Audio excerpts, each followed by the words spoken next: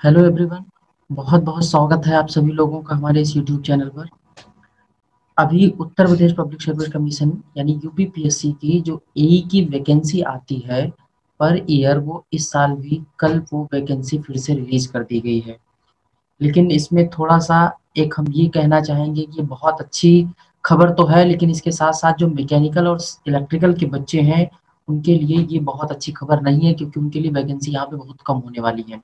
ठीक है, तो हम लोग यहाँ पे ये देखने वाले हैं कि इस कंबाइंड स्टेट इंजीनियरिंग सर्विसेज में क्या फॉर्म के इनिशिएट करने की यानी फॉर्म भरने की डेट क्या है, किस किस बीच में फॉर्म भरा जाएगा, पैसे कितने लगने वाले हैं, एज लिमिट क्या है, आपके एजुकेशनल क्वालिफिकेशंस क्या हैं, पेपर का पैटर्न क्या होगा, सिलेबस क्या होगा, और इसके साथ साथ हम अगर मान लीजिए फॉर्म में किसी तरह की कोई गलती हो जाती है तो उसको मॉडिफाई कैसे कर सकते हैं, और आपको सबसे इम्पोर्टेंट चीज़ कि क्या इसका हार्ड कॉपी भेजना है आयोग को या फिर नहीं भेजना है, इसके बारे में भी हम लोग बात करने वाले हैं। ठीक है, तो देखिए यहाँ पे अगर हम लोग देखें तो ये जो वैकेंसी आई हुई है ये कंबाइंड स्टेट इंजीनियरिंग सर्विसेज की वैकेंसी दो तरीके की है। एक तो आपका है जनरल रिक्रूटमेंट, ठीक है, और दूसरा आपका है ये स्पेशल रिक्रूटमेंट।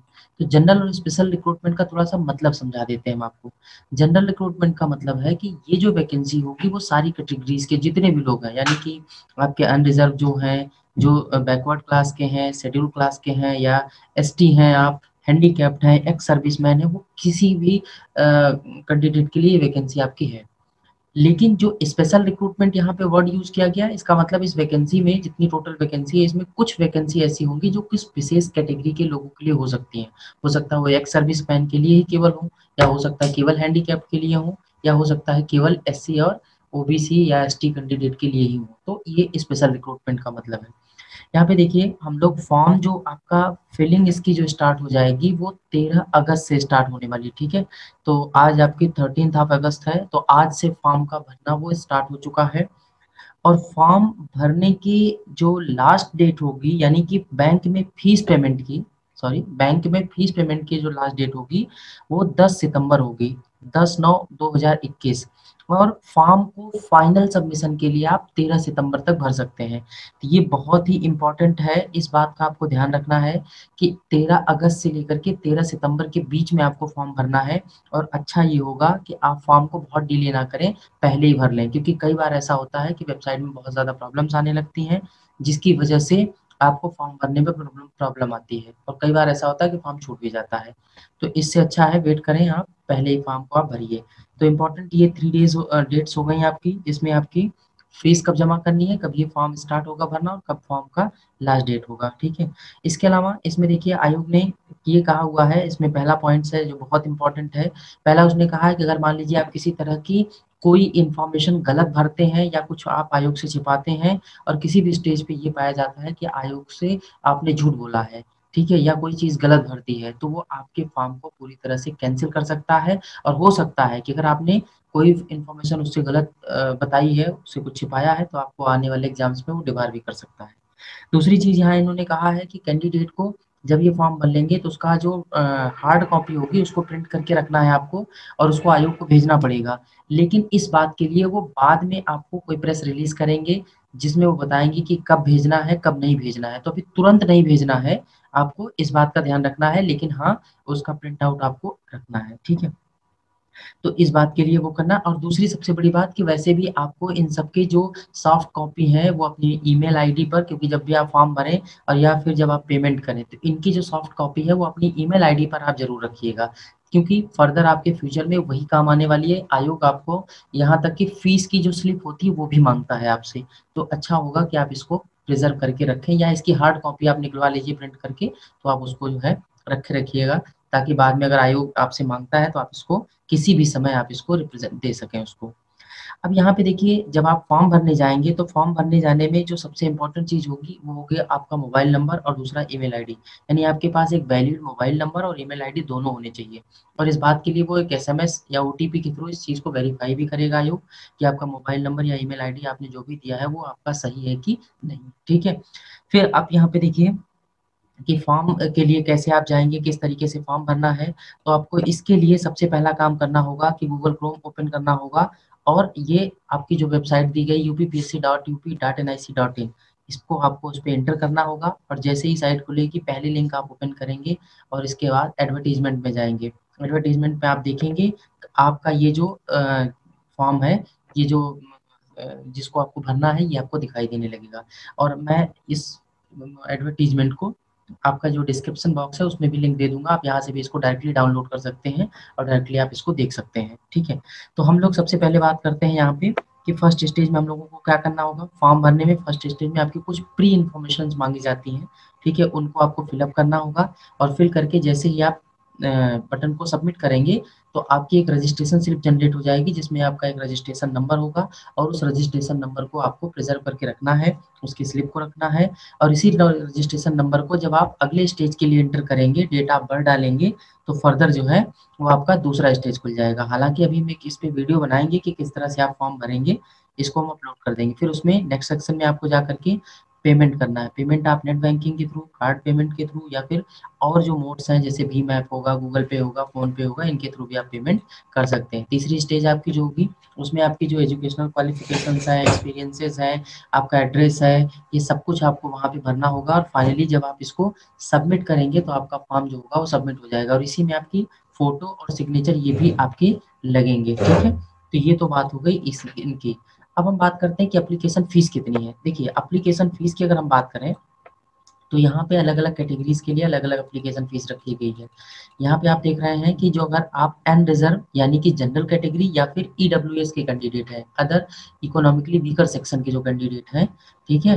तो उनके लिए जो फ़ीस होगी वो टोटल फ़ीस आपको पे करनी है 225 जिसमें ₹200 फ़ीस और ₹25 आपका जो जीएसटी होता है वो इंक्लूड किया गया है। इसी तरह से आप अगर एससी के कैंडिडेट हैं या एसटी के कैंडिडेट हैं, तो आपको टोटल 105 यानी ₹105 पे करने हैं। हैंडीकैप को फीस कुछ नहीं देनी है लेकिन ₹25 आपको जो जीएसटी का है वो देना होगा बैंकिंग का, तो ₹25 टोटल आपको हैंडीकैप को देने हैं और एक्स सर्विसमैन है तो भी आपको ₹105 टोटल पे करने हैं। तो ये तो आपकी फीस की बात हो गई, ठीक है?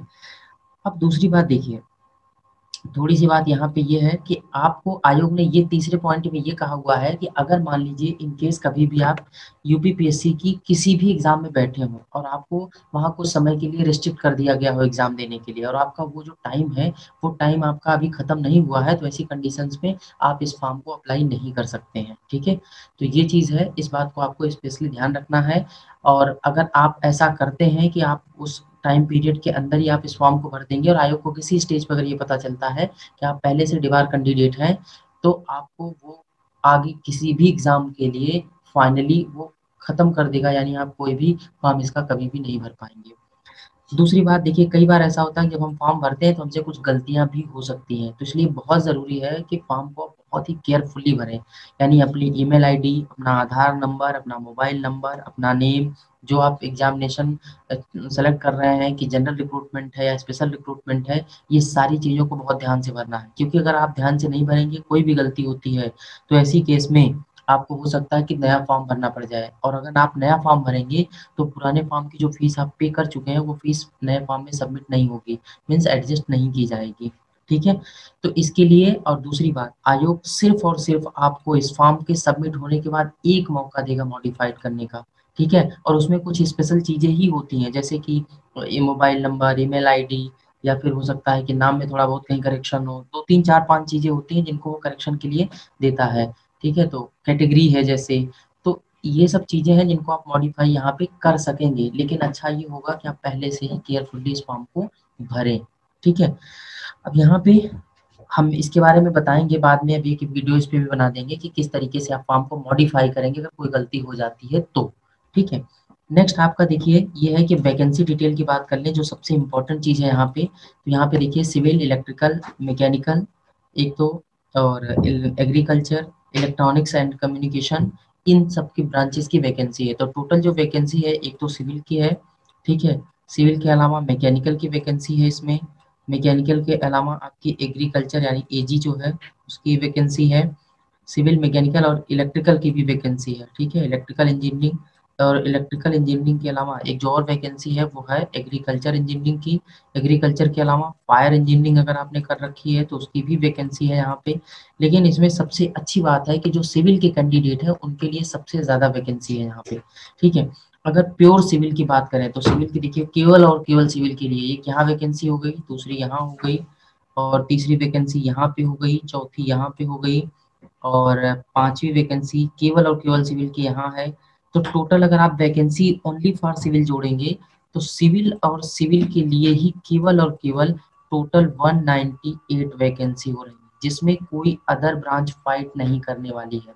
तो सिविल के लिए तो ये एक बहुत ही अच्छा मौका होने वाला है, जिसमें वो उनके लिए एक अच्छी खासी वैकेंसी मिल जा रही है। दूसरी बात अगर हम करें कि कंबाइंड पूरी वैकेंसी सिविल को कितना मिल जाएगी, तो देखिए दो जगह और इसमें है, तो इसमें 14 और +13 इतना और आप जोड़ लीजिए, तो टोटल इनकी जो वैकेंसी है वो 225 सीट्स हो जाएंगी, जिसपे सिविल जाकर के फाइट करेगा। 225 सीटें हो जाएंगी टोटल, जिसपे सिविल को फाइट करना है। ठीक है, अब अगर हम बात करें बाकी के अलग अलग ब्रांचेस की, तो जिसमें हम मैकेनिकल की, प्योर मैकेनिकल की अगर हम बात करें कि कितनी सीटें हैं, तो ओनली फॉर मैकेनिकल वो टोटल सीटें आपकी 3 है। ठीक है, इलेक्ट्रिकल की अगर हम बात करें कि इलेक्ट्रिकल के लिए टोटल और केवल कितनी सीटें हैं, तो इलेक्ट्रिकल के लिए केवल और केवल 4 सीटें हैं। ठीक है, इलेक्ट्रॉनिक्स एंड कम्युनिकेशन की बात करें तो प्योर इलेक्ट्रॉनिक्स एंड कम्युनिकेशन के लिए 1 सीट है, और एग्रीकल्चर इंजीनियरिंग अगर है आपने कर रखी है तो उसके लिए केवल और केवल 7 सीटें यहाँ पे रखी गई हैं। ठीक है, और एक चीज इसमें छूट रही है, ये है चीफ फायर ऑफिसर। तो फायर में अगर आप हैं तो उसके साथ समस्या ये है कि ये कंबाइंड वैकेंसी है। ठीक है, अब यहाँ पे देखिए मैकेनिकल और इलेक्ट्रिकल इन दोनों को अगर हम देखें तो इनके लिए कंबाइंड तरीके से कितनी वैकेंसी अवेलेबल है टोटल। ठीक है, mechanical and electrical total vacancy आप जहाँ देखेंगे, तो जहाँ पे एक तो यहाँ पे मैकेनिकल इलेक्ट्रिकल है, एक यहाँ मैकेनिकल इलेक्ट्रिकल है, और एक यहाँ पे मैकेनिकल एंड इलेक्ट्रिकल है, यहाँ पर भी मैकेनिकल इलेक्ट्रिकल है। तो टोटल इनकी वैकेंसी अगर आप देखेंगे तो ये टोटल 60 ऐसी वैकेंसी है जहाँ पे मैकेनिकल इलेक्ट्रिकल, और इसमें 13 और वैकेंसी इंक्लूड है जिसमें सिविल भी शामिल है। तो टोटल ये वो वैकेंसी होगी जिसपे मैकेनिकल एंड इलेक्ट्रिकल के कैंडिडेट फाइट कर सकते हैं। ठीक है, तो इस तरीके से ये टोटल वैकेंसी है जिसमें आपको फाइट करना है। तो मैकेनिकल के लिए अगर देखा जाए तो 60 ये +3 और प्लस की जो उनकी 3 है, यानी कि टोटल 63 सीट्स पे ये फाइट कर सकते हैं। और इलेक्ट्रिकल का प्योर कैंडिडेट जो होगा उनके लिए टोटल 64 सीट्स होंगी जिसपे वो जाकर के फाइट कर सकते हैं, टोटल 64 सीट्स। तो ये आपकी वैकेंसी की डिटेल रही, टोटल टेबल, जिसमें 271 आपकी जनरल रिक्रूटमेंट के थ्रू है, और 10 अलग से वैकेंसी हैं, जैसे अभी हमने बताया था कि स्पेशल रिक्रूटमेंट के थ्रू। ये स्पेशल रिक्रूटमेंट के थ्रू जो वैकेंसी वो 10 है, और केवल SC एंड OBC के लिए है, और ये सिविल ब्रांच का जो कैंडिडेट होगा वो भर सकता है। ठीक है, पे स्केल इसकी हम बता दें आपको, 5400 ग्रेड पे की ये जॉब है, 15,600 और 39,100 इसका बेसिक पे होता है। ठीक है, और इसमें आयोग ने ये पहले ही कर रखा है कि ये वैकेंसी जो होगी, जो ओवरऑल है, ये कभी भी किसी भी टाइम पे घटाई या बढ़ाई जा सकती है। हालांकि हम आपको एक बात और बताएंगे, अभी उस पर एक अलग से वीडियो भी लाने वाले हैं, कि RTI में कुछ हम लोगों ने उसके जवाब मांगे थे कुछ वैकेंसीज के, तो उसमें कुछ ऐसी वैकेंसीज हैं जो उन लोगों ने आयोग को भेज दी है, और वो सारी वैकेंसी जैसे ब्रिज की वैकेंसी, ब्रिज डिपार्टमेंट की, उसकी वैकेंसी इसमें इंक्लूडेड नहीं है, जिसमें सिविल और इलेक्ट्रिकल है। कुछ और वैकेंसीज हैं जो अभी इस एडवर्टाइजमेंट में इंक्लूडेड नहीं है, तो हो सकता है कि आने वाले समय में वो सारी वैकेंसी भी इसमें ऐड हो जाए। ठीक है, तो इस बात को भी ध्यान में रखना है। रिजर्वेशन की बात करें तो एज यूजुअल रिजर्वेशन आपका जो है वो SC OBC और जनरल जो भी इनका रिजर्वेशन का क्राइटेरिया होता है, 3 साल 5 साल, और इस तरह से वो आपको यहाँ पे मिलने वाला है। ठीक है, अब हम बात कर लेते हैं कि यहाँ पे एजुकेशनल क्वालिफिकेशन की। ठीक है, तो एजुकेशनल क्वालिफिकेशन जो भी है वो सबके लिए ग्रेजुएशन होगा, दैट मीन्स कि BE या BTech होना चाहिए। अगर आप सिविल की बात कर रहे हैं तो सिविल में आपका BE BTech होना चाहिए, मैकेनिकल में आपका सिविल BE BTech होना चाहिए, इलेक्ट्रिकल इंजीनियरिंग में है तो उसमें भी यही होना चाहिए, BE BTech। Electronics and communication में है तो वहाँ भी BE BTech होना चाहिए। ठीक है, एग्रीकल्चर में है तो वहाँ भी BE एंड BTech का की डिग्री आपके पास होनी चाहिए। फायर इंजीनियरिंग है तो उसमें भी BE एंड BTech की जो डिग्री है वो आपके पास होनी चाहिए। तो कुल मिलाकर के फाइनली ये है कि आपके पास BE या BTech की जो डिग्री है वो होनी चाहिए। ठीक है, एटलीस्ट, और वो पास्ड आउट कैंडिडेट जो है वो सिर्फ उन्हीं के लिए है, वही भर सकते हैं, जो अपीयरिंग कैंडिडेट हैं वो नहीं भर सकते हैं। ठीक है, इस फॉर्म को। नेक्स्ट है एज लिमिट की बात। एज लिमिट अगर हम कहें तो एज लिमिट आपकी मिनिमम एज जो है वो 21 ईयर्स होनी चाहिए, 21 साल, और मैक्सिमम जो जनरल कैंडिडेट हैं उनके लिए एज आपकी जो होनी चाहिए वो 40 ईयर्स होनी चाहिए, 40 साल। PH कैंडिडेट है उनके लिए एज लिमिट जो है वो 5 साल की है, अब इस एज लिमिट में आप ये देखिए कि बहुत सारे अलग-अलग वो दिए गए हैं कि अगर आप बैकवर्ड क्लास से हैं, शेड्यूल्ड ट्राइब से हैं, एससी एसटी से हैं, ठीक है? इस तरह के ये बेसिक शिक्षा परिषद में हैं, कहीं और नौकरी कर रहे हैं, तो इस तरह की जो भी चीज़ें हैं, उसमें आपको टोटल जो छूट मिलने वाली है, ठीक है? वो कितने साल की मिलने वाली है? ये आपकी बैकवर्ड क्लास अगर आप हैं, ठीक है? तो आपको बैकवर्ड क्लास में वैसे 3 साल की छूट मिलती है, तो आपको 3 साल बैकवर्ड में मिलेगी और बाकी एससी-एसटी की जो होती है वो 5 साल की होती है, तो 5 साल की छूट आपको उसमें मिलने वाली है, ठीक है? बाकी जो डिपार्टमेंटल कैंडिडेट होंगे या फिर और एम्प्लॉइज़ हैं, तो उनके लिए अलग जो एज लिमिट में रिज़र्वेशन है, वो आपको मिलने वाला है, ठीक है? फिर यहाँ पे हम लोग बात कर लें कि ये तो एज लिमिट की बात हो गई और एज लिमिट के अलावा इसमें और क्या-क्या ऐसी चीज़ें हैं, जिनको हमें थोड़ा-सा डिस्कस करना होगा। कुछ जनरल इंस्ट्रक्शंस हैं और फॉर्म भरने का तरीका आपको अभी हम एक फॉर्म जो है भर के इसका वीडियो बनाने वाले हैं हम लोग और बना कर के इसको अपलोड करेंगे। इसके अलावा एक वीडियो हम लोग बनाएँगे कि पेपर जो होना है उसका प्रारूप क्या है और उसमें किस तरह के कौन-कौन से कितने नंबर ऑफ क्वेश्चन होंगे, टोटल पेपर कितने का होने वाला है, ठीक है? सिलेबस क्या है? तो ये चीज़ें अभी हम अपने अगले वीडियो में डिस्कस करेंगे, ठीक है? तो चलिए देर नहीं करिए, लास्ट डेट का वेट मत करिए और फाइनली अपने फॉर्म को सबमिट करिए क्योंकि बाद में वेबसाइट जो है वो कई बार क्रैश हो जाती है, ये चीज़ें हों, इससे अच्छा है कि आप जो है पहले से ही फॉर्म को भर लीजिए। चलिए मिलते हैं अपने अगले वीडियो में जिसमें हम बात करेंगे कि पेपर का पैटर्न क्या होगा, कितने टोटल मार्क्स के क्वेश्चन आने वाले हैं और हर एक ब्रांच का सिलेबस क्या होगा, ठीक है? तो चलिए नेक्स्ट वीडियो में मिलते हैं। Thank you.